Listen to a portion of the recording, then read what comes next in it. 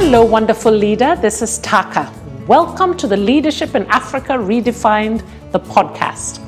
This podcast is brought to you by Busara Africa, a Pan-African leadership development firm. In every episode of this podcast, we uncover powerful insights, share real-world experiences, and deliver practical strategies to help you excel as a leader. Subscribe to the show to become the leader you have always wanted to be. Enjoy!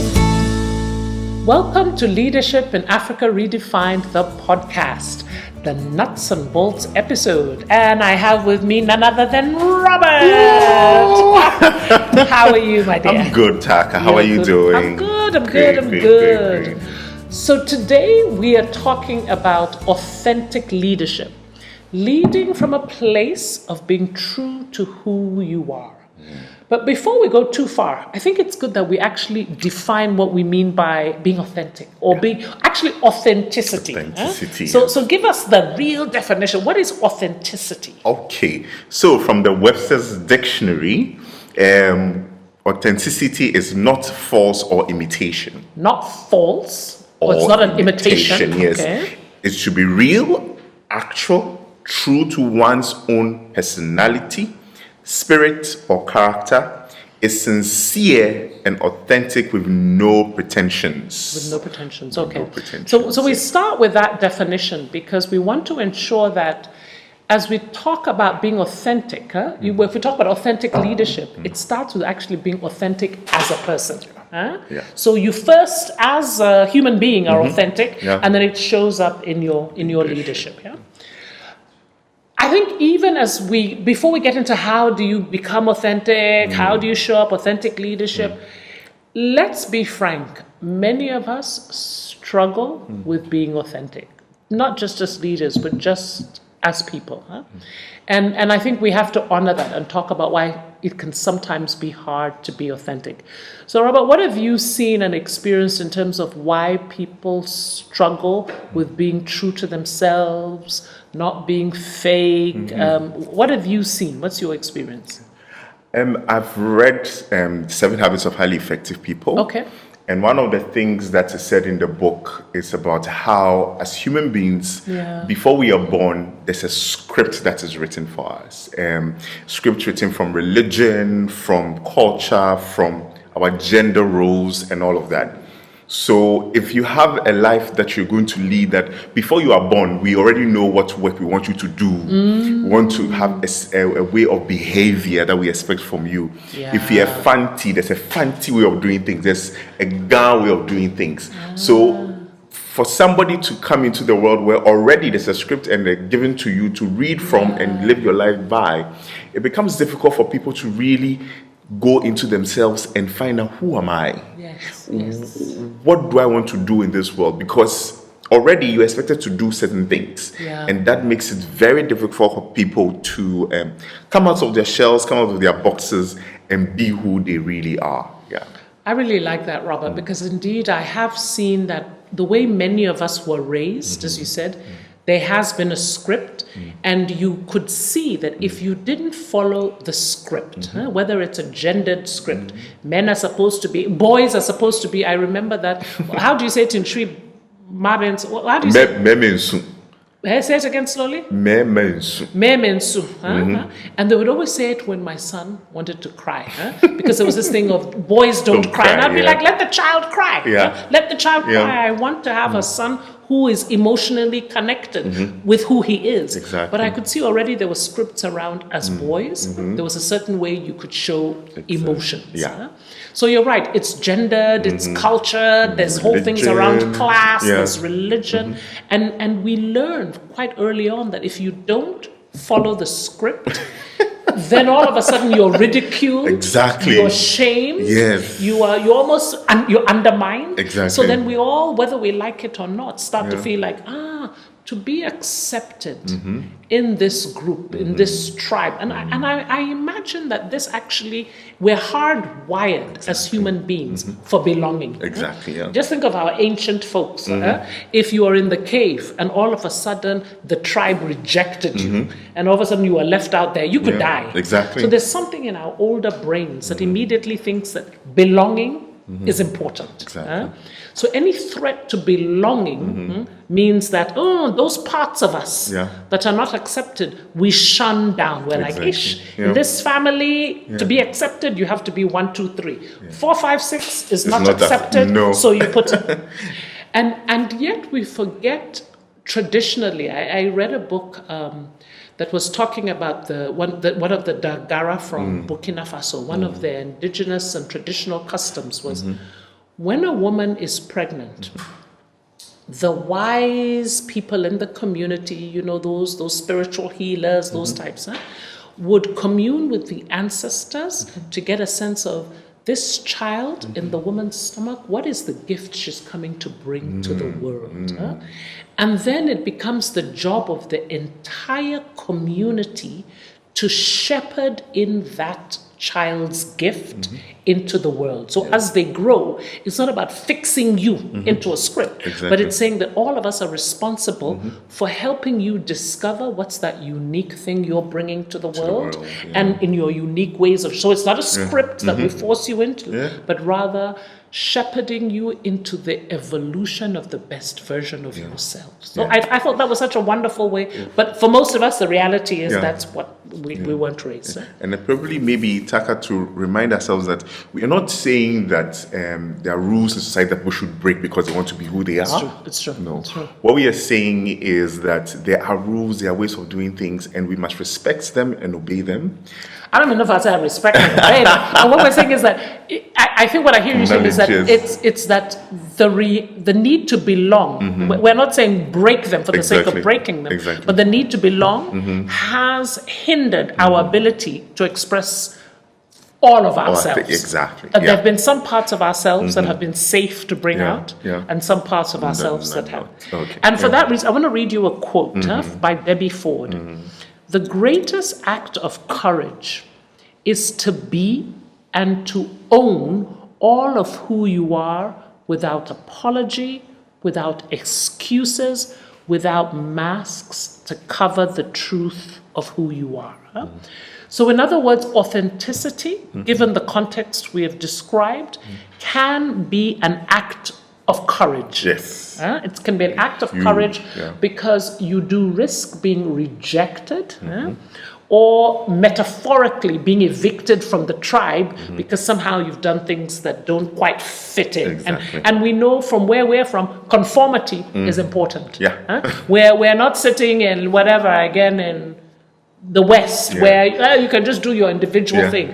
Here, we're part of communities, you're part of families, you're part of, so conformity, you're part of the tribe. So I think conformity, makes a difference. There's something I think we also need to recognize in terms of honoring the reality of authenticity in our context, is that for some people in our context, showing who you truly are could mean death. It could mean death. It could mean exposing yourself to violence. It could mean exposing yourself to serious violations of your basic human rights. So I think when we talk about authenticity in this conversation, we're honoring the fact that actually it is a privilege. For those of us who can talk about showing up as who we truly are, we need to recognize that on many parts of this continent, there are many who cannot do so. And therefore, for those of us who have the privilege, the space, the kind of platform that we can be authentic, it's imperative upon us to leverage that authenticity so that others are able to do the same. So, so just to say that we're not going to have this conversation in a vacuum, pretending that everybody on this continent can show up and say, this is who I am and this is who I want to be. We really honor the fact that for some, it's actually not truly possible. And so what it also means is that we are supportive of others, not pushing them to say, no, this is not who you are, you have to be yourself. And it's being supportive. It's being aware that, yes, you are able to be yourself because of maybe certain guards and certain things you created for yourself over a period of time. But when others are in a space where they are not able to be themselves, and you discover that, yes, the person really identifies that I'm not able to be myself because of ABC, that you give them the grace. Yes, I love that. You give them the grace. And give them the time to, like a butterfly, grow out of their cocoonness and Yes. finally blossom at their right time. So we've talked about what it means to be authentic. We've talked about the reality of different constraints people may face in being authentic. But what I would like us to move to is now, what does authentic leadership look like in practice? So Robert, what would you say would be the first step if someone listening to us right now said, all right, I want to make sure my leadership is a lot more authentic. What would be the first thing you would say they should do? Taaka, one thing that I love doing, and I love the fact that I work with an organization like Busara Africa, because that is our center of the work we do, is around discovering who you are. And centering our leadership development programs on who people are and who organizations are. And so the first step really is discovering who you are. Who are you? What are the values that you are made up of? As an individual, when you listen to yourself several times, how do you sound? You know, how do you see yourself? You know, what are the things in you that makes you you? You know, if you're in a room and you leave the room, what is different from that room? You know, what changes? What environment comes in there? And also, spending time to know about yourself is key, Taaka, because the idea is around, if you want to know yourself, it's not just passive. It's an active responsibility. Every day as we live our lives, we continually discover who we are. So knowing that every day in my life, for instance, in the evenings, you, after work and everything, you sit down to assess your day. Who was I today?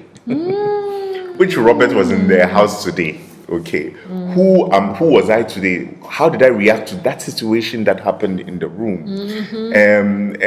What was I thinking after I had said something or done something? When I went back to sit on my own, what was the thinking that was going through my head about myself? You know, sometimes you may react in a particular way and be maybe a diva or be somebody who looks strong, but when you go back into your privacy and you're alone, you think about it. Are you still thinking, I am good, I'm that?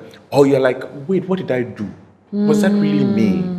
Will I behave in that way? So those kind of things help us to look at who we really are, and they're able to align it to the leadership styles that will help us serve our personality, serve who we are, and be able to lead effectively if we're able to discover ourselves a bit more. I love that, Robert, because what I hear you saying is that first step is to really discover who you are. A leader who doesn't know who they are will often come across inauthentically. Exactly, yeah. And I can imagine, just from the kinds of processes you described, discovering who you are is not something you do over a weekend. No. It's a lifetime, because you are not one thing. It's you change. So I guess it's discovering what gives me joy. What makes me feel like I'm on purpose? As you said, what triggers me? What saddens me? How do I tend to think about certain things? Is that helpful to me or not? And I think this becomes so critical because, again, so often in our societies, you were told to be who you think you should be. Or who society thinks you should be. So you haven't, many people have not had space to think, well, who am I really? So I found myself in this, and again, thinking about career, purpose, for instance. So many people, if they see potential in you, they'll immediately say, you lawyer, engineer, doctor, or they'll pigeon you, but it's all about what money you will make, what status. And somebody may say, well, I'm actually not about all of that.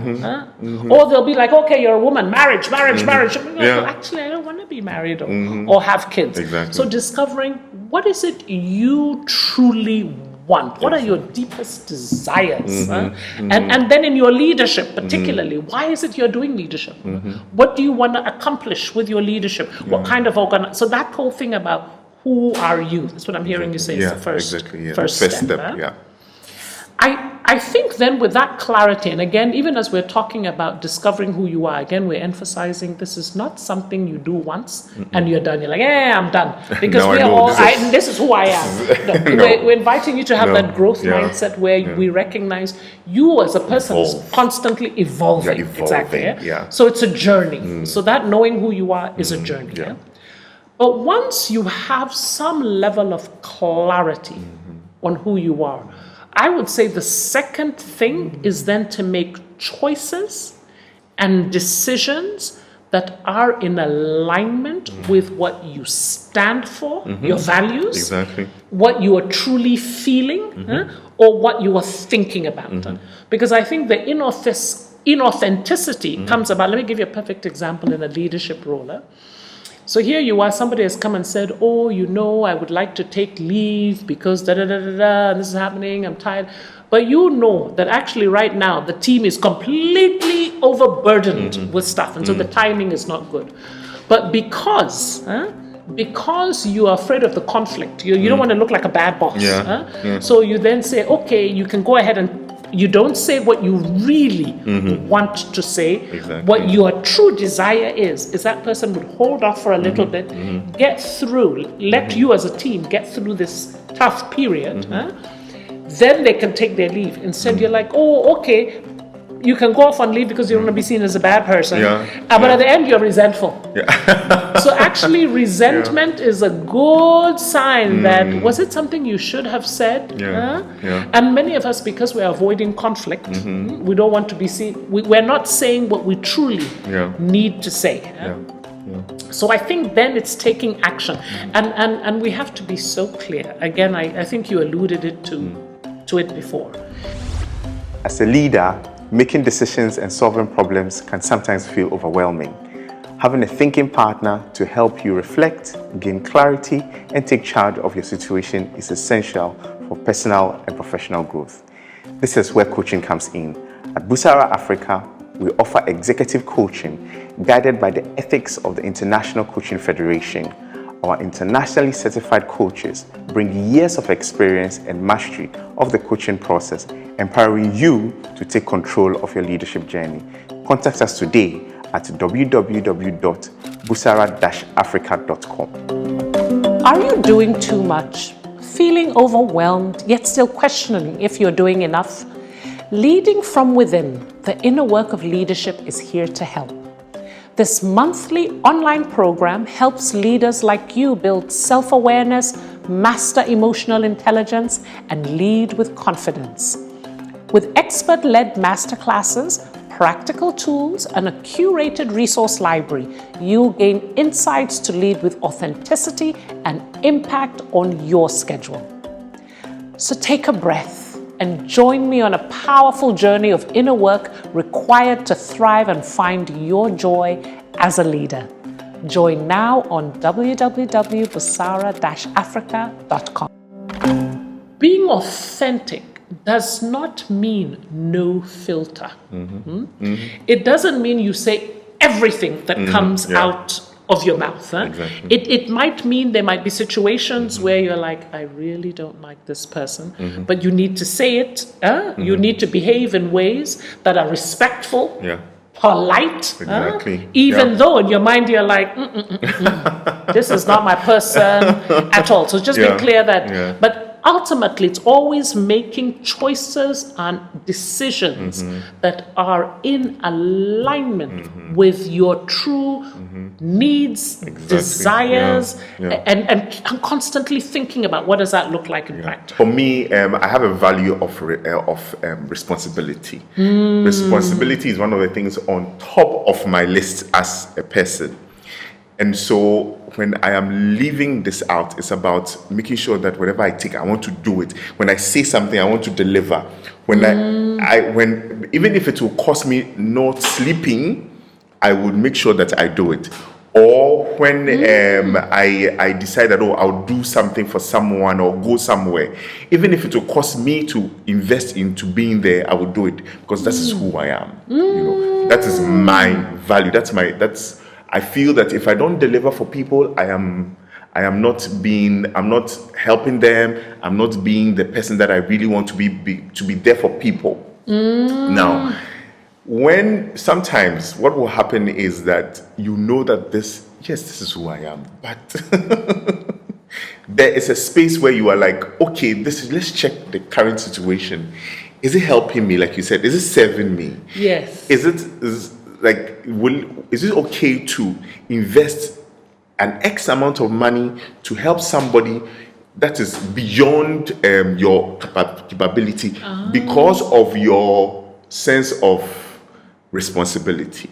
So constantly testing, and constantly looking at, that is why I think we talk about this evolution of being evolving. Because as you learn about the world and learn about your context, you're able to come into yourself to say, okay, in this context, this is how I want to approach this. This is who I am, but this is how I want to approach this, so that it serves myself and the people that I am with. Yeah.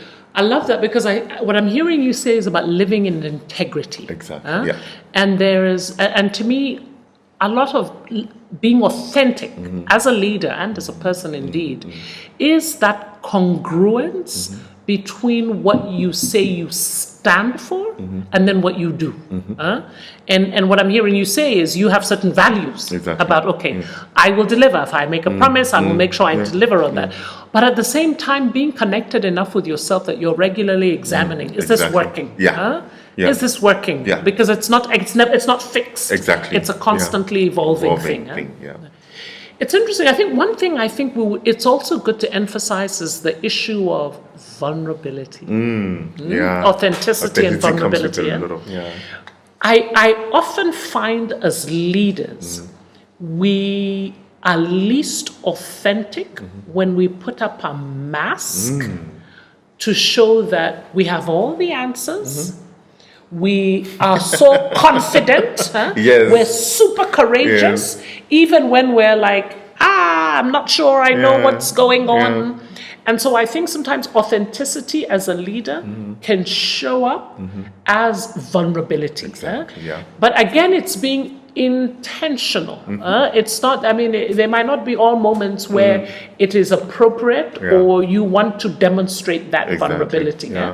But where you find that demonstrating that vulnerability can either build trust, it can build connection. Because I find that when someone is authentic, you feel more connected. You're like, now I know the person. They're not. There's not this wall. I know what they're feeling. I know what they're struggling with. So there's something about when you're authentic and you realize, in this moment, my showing vulnerability as a leader will deepen connection, build trust, and also potentially give others permission to be more vulnerable.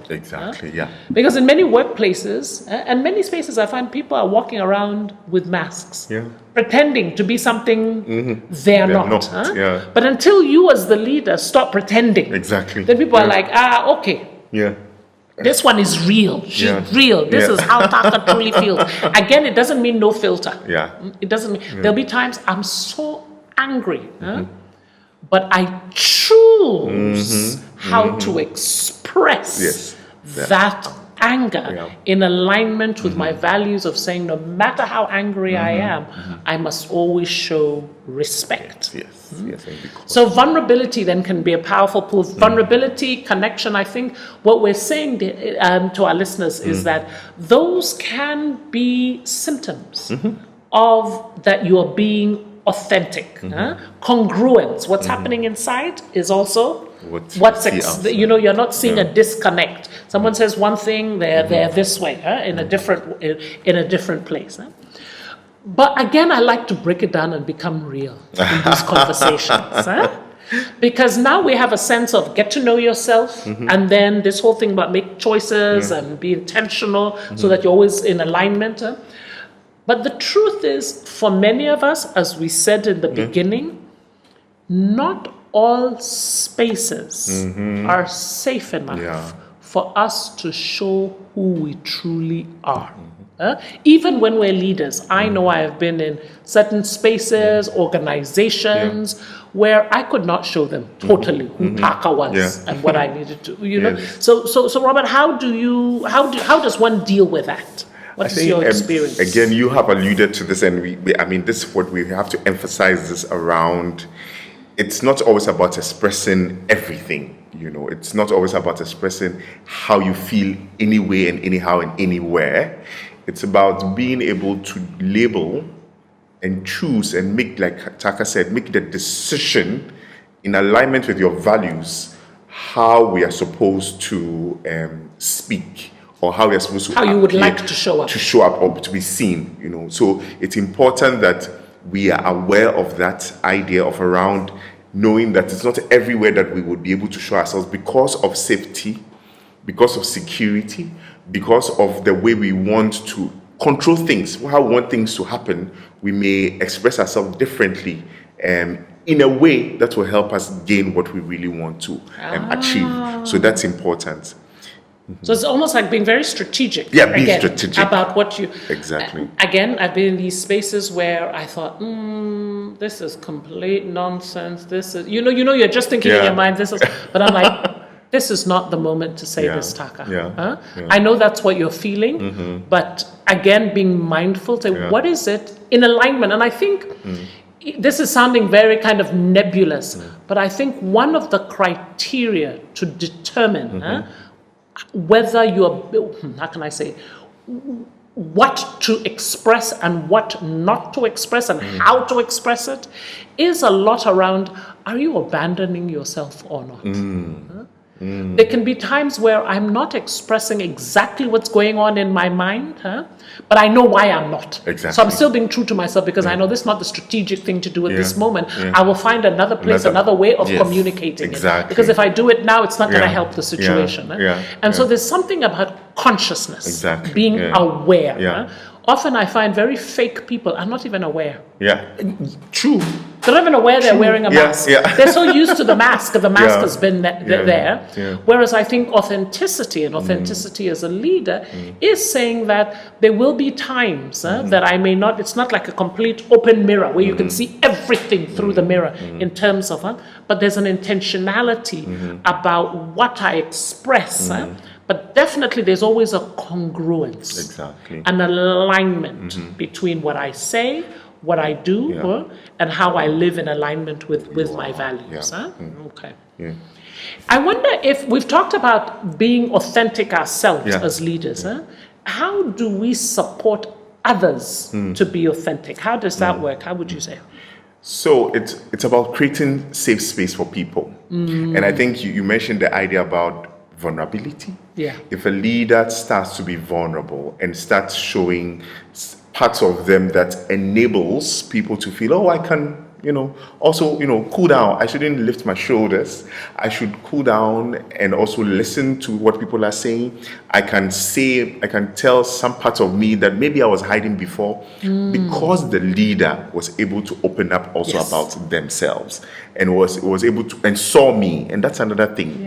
When leaders show that they see people, so if I'm in your space and then I come and then you don't see me, and for instance, when somebody says in a meeting, oh, how you ask everybody, how are you doing? And somebody says, there's no water in my house, but I'm fine, I'm doing well. It's a passing where the person said. But as a leader, if you catch it and say, oh, but you mentioned that there's water, how are you surviving? And people are like, oh, he sees me, or she sees me, or she sees my struggles, Then it creates a space where this person can come to you at any time and say, this is a challenge I'm facing, because you hear them and you see them. That is a very important part that allows people to be themselves, because they know this person is looking at me not only for the work that I do, but also they see me with my other issues that I have. So you yourself being authentic and also seeing people for who they really are and responding to it in an empathetic way makes people feel that, oh, I can be safe, I can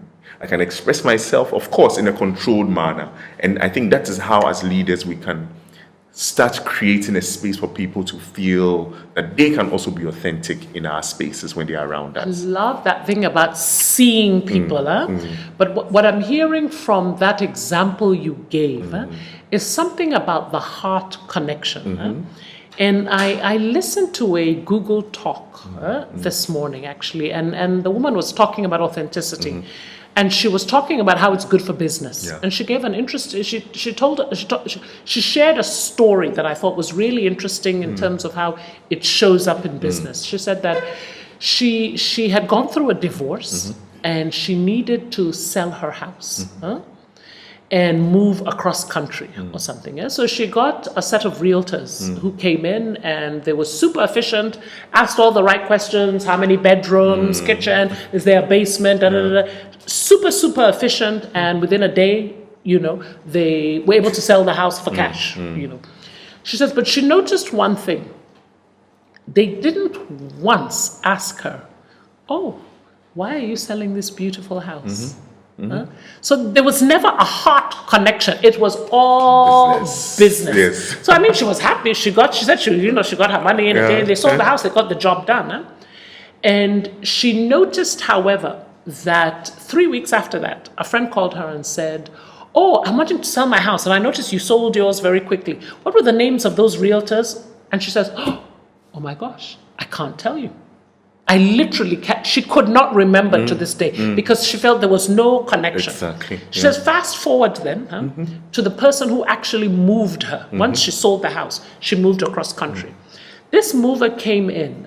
She remembered his name, and she said, as soon as he said, why? First she said, she says, oh, you move. Why? Have you always been in moving? He's like, no, I was in tech before, but I love to move people. And you can see his passion. He was being authentic. His passion came out. And he says, well, why are you moving? And she says, oh, I went through a divorce. And he said, oh, why? And now she thought, he's already asking me, he's moving me, but he's already asking me about my divorce. But he did it, she said, he wasn't fake. It was out of genuine curiosity. Exactly. And she talked about a few things. He says, I am moving you to move forward. And so, of course, he moved her. Later, somebody else called her and said, oh, who moved you? She remembered his name, phone number, and everything. She says, because that one, he connected with me. It was a heart connection. But he was able to do it in a way that he was truly himself. Exactly. So I think this thing about as leaders, showing up with our full selves, not just transactional. Have you done the work? Have you come on time? Have you done this and this and this? Moving beyond that to just the example you gave.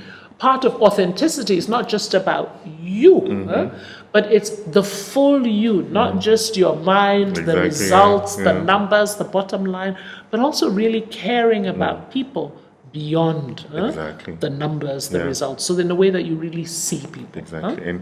And when you are able to do that, and that is when you are really being yourself. When I see that people who are really themselves don't have a problem supporting others to be themselves. Yes. Because of they're role modeling it in some ways. Exactly. They are confident. They when they show up in a room, people easily connect to them because it's like as we saying, the person is open. And they show who they really are, and people are. But somebody is fake. Everybody's like, oh, let me watch again. Let me show. And so, if we are able to open up and also be authentic and support others to be authentic and be themselves, like as you said, it helps business because, for instance, even sometimes you are thinking, hey, this one, do I want to do it? Like, oh, but I like Taaka. Okay, let me, and Taaka supports me, and so let me support them. Human connections create and space for people to be productive, to be helpful, and all of that. So I think that's. I like that. I think as we end, I think there's one thing I really want to emphasize, and it's something you alluded to in terms of those who may not seem as authentic. I sense, and this is us avoiding being judgy for those who come off as being fake, because underneath that, often, I find is deep insecurity. People who haven't had the permission to be fully themselves. So as we end, I want to emphasize something that you said. The starting point is investing in self. Exactly. Not just getting to know yourself, but getting to know your inner worthiness. Working on that sense of enoughness. Yes. I am enoughness. Because true authenticity comes from a sense of I am of value. I am worthy just because I'm human, not because I have plenty degrees, because I am a leader with this title. I'm worthy because I'm a human being. And then it leads to that openness. So it's that foundation of doing that inner work that then presents itself for broader authenticity. So thank you, Robert. So I hope you found this useful. Please do give us feedback. If you found it useful, please go ahead and reshare, give us, comments. Would love to hear your perspectives. But thank you for joining us. Bye. Thank you for tuning in to this episode of Leadership in Africa Redefined, the podcast. I hope you learned a lot. And if you found value in this conversation, share it with a friend and be sure to subscribe so you never miss an episode. If you would like further support on your leadership journey, please get in touch. You can find us on busara-africa.com. And don't forget to follow Busara Africa on all social media platforms.